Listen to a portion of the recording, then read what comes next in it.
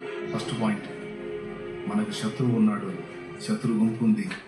నిరంతరం మనల్ని శారీరకంగా, మానసికంగా, ఆత్మీయంగా దెబ్బతీయాలని చూస్తూ దాడి జరుగుతుంది. ఆ దాడి నుంచి తప్పించడానికి దేవుడు, ఆయన దూతలు, పరిశుద్ధాత్మ మన కాపుదలుగా ఉన్నారు.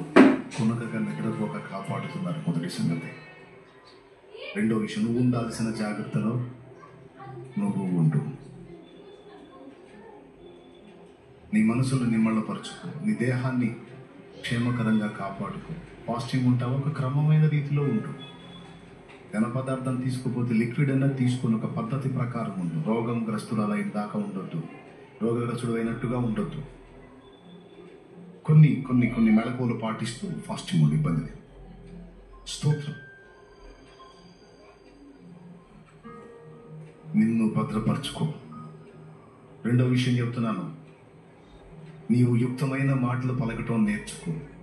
నీవు పలికే మాటలు దయ్యము నీ ఇంటి మీద పనిచేసేటట్టు చేస్తాయి.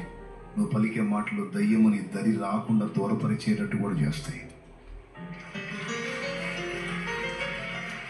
మూడో మాట అన్నాను, యెహోవా మన యందు ఆనందించే విషయం ఒక్కటి మనం జాగ్రత్త తీసుకుంటే చాలు. ఆయన మన యందు ఆనందపడేటట్టు మనం జాగ్రత్త పడితే చాలు. నీకు మెరకగా, అడ్డుగా, కొండల్లాగా, బండల్లాగా ఉన్నవి కూడా చట్ట సదరం అయిపోతాయి. ఎంత చేస్తున్నామన్నా.